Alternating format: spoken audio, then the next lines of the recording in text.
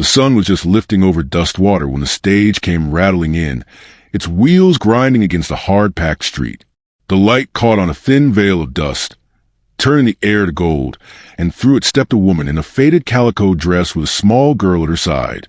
Clara Belle Monroe held her chin high, though the hem of her skirt was frayed and her boots carried the scars of long miles. Beside her, Etta Mae clutched a worn rag doll, the stuffing soft from years of being hugged too tightly. They had no wagon, no man walking ahead of them, and that fact alone drew stares from the few townsfolk already out in the street. Maggie Odell was first to speak, leaning in her store doorway like she'd been waiting all morning for news to arrive. "That's the miner's widow," she murmured to the blacksmith's wife. "Come all the way from Dead Man's Creek. So I hear, husband struck nothing but bad luck and a fever." The words traveled faster than Clara's footsteps. She heard them but kept walking, her arm tightening protectively around her daughter.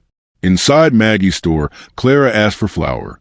She spoke plainly, without pleading, and placed a few coins on the counter. "That'll get you half a sack," Maggie said, her eyes flicking over Clara's face as if she were reading the story there. She slid the sack across but couldn't help herself. Hard to keep a roof over a young one without help. Clara's lips pressed together, the weight of those unspoken suggestions heavier than the sack. She carried out the door. Across the street, Elias McGraw was loading feed onto his wagon. His 9-year-old daughter, Josie, sat on the seat, her boots swinging idly.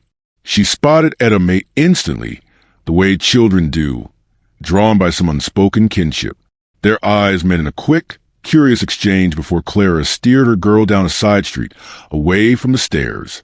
Elias watched them go, not with pity but with a quiet calculation, as if tucking their faces away in his mind for later. By midday, Clara had found space for them in the livery loft. 2 narrow cots above the smell of hay and horses, paid for what little she had left. It wasn't home, but it kept the wind off.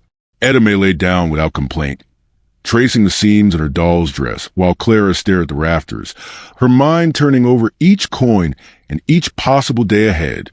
That evening, she stepped into the saloon kitchen to ask about washing dishes for supper. A couple of ranch hands leaned against the wall outside, their voices low but sharp. "Stray women never last in Dustwater," one said. "Too much wind, not enough roots." The other chuckled. Clara kept walking, but the words burned. She had learned long ago how quickly a stranger could become a target. Morning came with a pale chill, the kind that clings to the bones before the sun can warm it. Clara was at the livery early, asking about odd jobs, when a shadow stretched across her boots. She looked up to see Elias, hat in hand, his face lined from years in the wind. "Got some tack that needs mending," he said simply. "Pays in coin." She hesitated. Pride said no. Hunger said yes. In the end, she nodded once. Elias led her to the hitching post where the leather straps lay in a tangled heap. He didn't hover, didn't tell her how to work, just left her to it. The leather was cracked but salvageable, and Clara's fingers remembered the rhythm from the years she'd stitched her husband's gear by firelight. When she finished, Elias set the coins on the post. "Thank you, ma'am," he said, tipping his hat before turning back to his wagon. That night, Clara found a loaf of bread on the loft steps. No note, but wrapped in clean cloth. She told herself it could have come from anyone, though she knew better. She broke it in half and handed the larger piece to Etta Mae, who bit into it with wide-eyed delight. Clara's hands trembled as she took her first bite. Warm, soft, almost enough to make her forget the ache in her chest. The days that followed settled into a quiet rhythm. Clara did small jobs where she could, kept Etta Mae close, and avoided giving the town more to talk about. Still, she noticed Elias now and then, at the feed store on the road, once outside the church though he didn't go in. He was never loud, never intrusive, but always seemed to be where work was being done. One afternoon, Etta Mae tugged at her mother's sleeve as they walked past the blacksmith's yard. "That's her," she whispered. Josie was there, crouched beside a wooden crate, showing a handful of marbles to a friend. She looked up and grinned at Etta Mae, a grin so open it nearly startled Clara. She quickened her pace, telling herself they didn't have time to stop. But behind her, Etta Mae kept looking back until the girl was out of sight. On the third night, Clara sat on the loft steps, watching the last of the light spill across the plains. The air smelled of dry grass and horses, and the quiet felt heavier than usual. Below, Etta Mae slept curled around her doll, safe for now. Clara's eyes drifted toward the edge of town where the land began to roll toward the horizon. Somewhere out there was a McGraw ranch. She'd heard the name in passing. Wide pastures, good horses, and a man who kept himself. She told herself it was none of her concern. But when she closed her eyes, she saw the way Josie had smiled at Etta Mae, and the way Elias had placed those coins on the post without a word, as though kindness didn't need to announce itself to be real. She didn't know yet if that made him a man to trust or a man to fear, but she knew one thing. Dustwater was the kind of place where one decision could change the shape of your life before the dust had time to settle. The wind rose suddenly, rattling the stable doors, snapping her back to the present. She pulled her shawl tighter and stood, ready to check the latch, when she spotted a shadow move past the far edge of the street. Tall, deliberate, heading toward the road out of town. She couldn't see his face, but she knew the shape of that gait. Elias McGraw, riding out under a bleeding sunset, the sky behind him streaked with fire.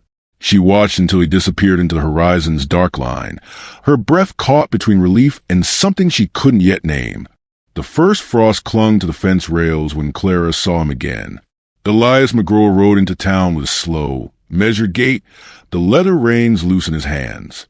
Josie sat on the wagon seat beside him, her cheeks flushed from the cold, a small burlap sack in her lap. Etta Mae spotted her first. Peeking over the loft's edge, her breath clouding in the chill air. Without a word, she scampered down the ladder and ran to the fence line, the place where the two girls had learned to meet without their parents noticing. Josie grinned and pulled a red apple from the sack. It was polished to a shine, the kind of shine only care could put there. Etta Mae's eyes widened. She took it carefully, as if it were made of glass. Clara watched from the loft, telling herself she shouldn't interfere, but she couldn't look away. She saw the way Elias's gaze flicked to her before settling back on the road, a quick glance that felt like the tip of a hat without the gesture. The days began to carry a strange rhythm. Elias always had a reason to be near the livery, delivering feed, collecting mail, checking on a wagon wheel. Each time, something small was left behind. A handful of oats for the livery horses, an old scarf folded neatly, a tin cup with a fresh shine. Clara never asked if it was meant for her, but she found herself smoothing the scarf over Etta Mae's shoulders anyway. Clara's heart had learned not to leap too quickly, but still, there was a quiet pull whenever Elias was near. It wasn't in his words, there were few of those, but in the way he noticed things.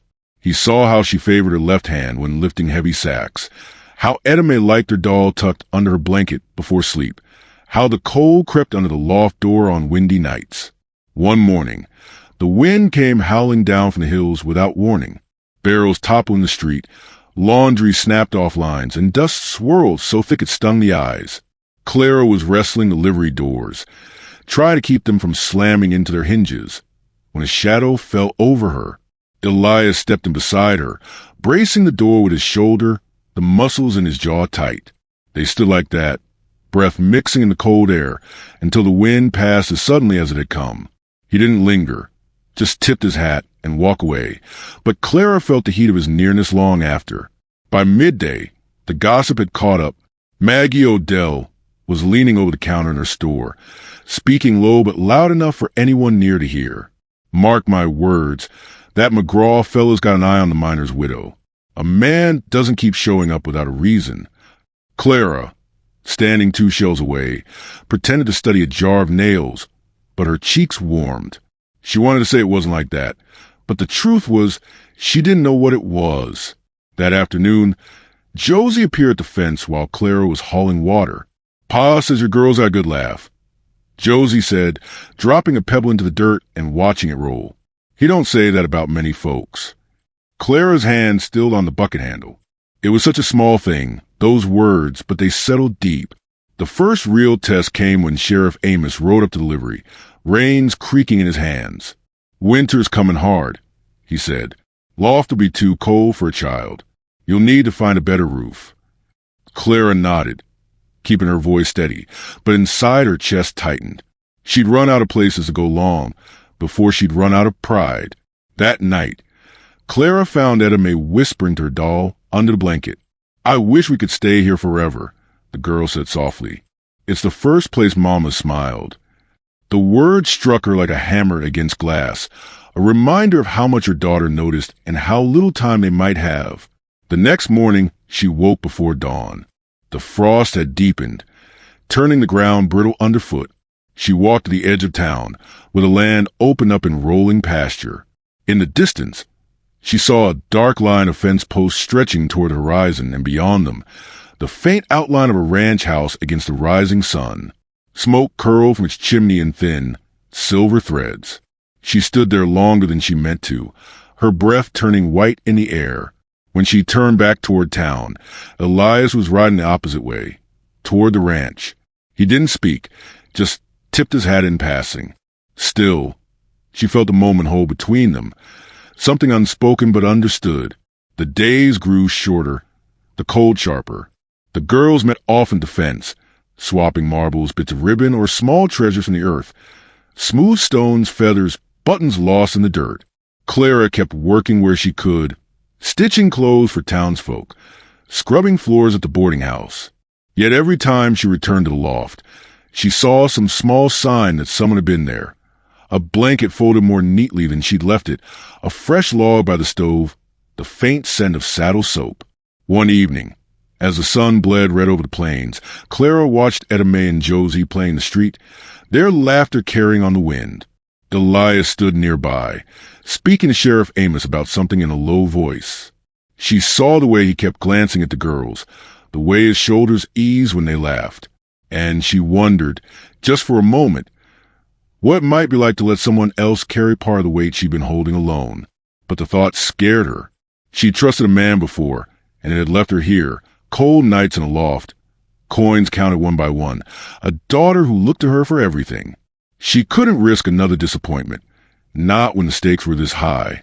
Still, that night, as she lay awake listening to the wind scratch against the stable walls, she couldn't push away the image of that ranch house in the distance, warm light spilling from its windows, the sound of boots on wooden floors instead of hooves on frozen dirt. She didn't know what it would take to get there, or if she dared to try. But she knew this. Winter was coming fast, and the space between surviving and belonging was growing smaller with each passing day. The morning broke sharp and cold, the kind that turned breath into clouds and made every sound carry. Clara was mending a tear in Etta Mae's sleeve when the sound of hoofbeats came steady down the main street. She looked up to see Elias McGraw riding toward the livery, his hat pulled low, a look in his eyes that made the air feel tighter. He dismounted without hurry, but there was purpose in every movement.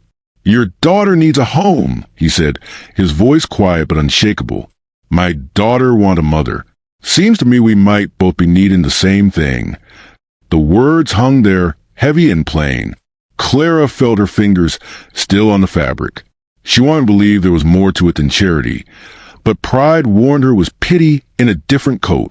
"That's a mighty big thing to say to a woman you barely know," she replied, keeping her tone even. "I know enough," Elias said. "I know you've kept her safe when the wind's been against you. I know Josie hasn't smiled this much since her ma passed." He reached into his coat and drew out a folded kerchief. Inside was a small silver locket, worn but polished bright. "It was hers," he said, meaning Josie's mother. "If you can wear it, it means you're willing to try." Clara didn't take it. Not yet.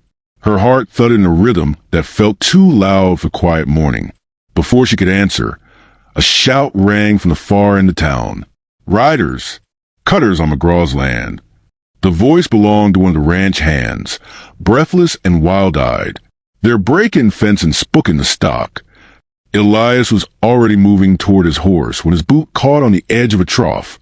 He stumbled, wincing, and she saw him favor his leg. Still, he mounted, though not with his usual ease.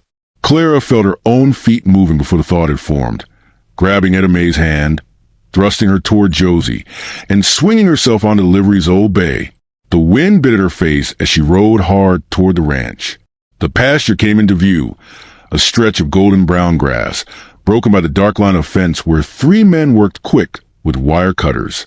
The horses inside the pen were frantic, kicking and whinnying, their fear sharp in the air. Elias was there already, but his injured leg slowed him. One of the cutters turned toward him, steel glinting in his hand. Clara didn't think.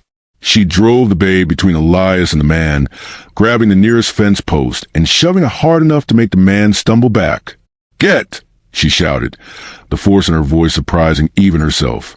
The drifters exchanged glances, then scattered, the sound of their retreat swallowed by the wind.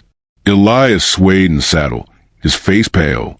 "Reckon I owe you," he said, but there was more in his eyes than gratitude. Clara slid down from the bay, steadying his reins before he could fall. They rode back slow, the land rolling out in quiet waves around them. Josie and Etta May were waiting at the edge of the yard, their hands clasped like they'd been holding on for dear life. Josie ran to her father, but Etta May clung to Clara's skirts, her small voice muffled against the fabric. "Don't leave." That night, Clara stayed.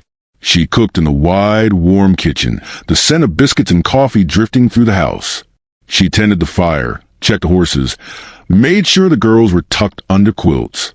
Elias sat in a chair by the hearth, his leg propped, watching her like he was memorizing the sight. When the work was done, she found the locket on the table where he'd left it. The firelight caught on its polished surface, turning it to a small sun in her palm. She turned it over, feeling the faint engraving on the back, a swirl of initials worn smooth with time. She fastened it around her neck. The clasp clicked soft, like a secret being kept. Elias noticed, though he didn't speak, just a slow nod, a breath let out like he'd been holding it all day. Outside, the girls were chasing each other in the yard, their laughter floating through the open window. The moon was climbing high, silvering the frost on the fence rails. Clara stood in the doorway, watching them, and felt something shift deep in her chest, a loosening like a knot untied. Elias joined her on the porch steps, his shoulder close enough to share warmth though they didn't touch. They watched in silence until the girls tired themselves out and collapsed in a heap of giggles on the porch boards. Clara didn't know what tomorrow would bring, but for the first time in years, she wasn't counting the hours until she'd have to move on. The air smelled of wood smoke and earth, the kind of scent that rooted deep.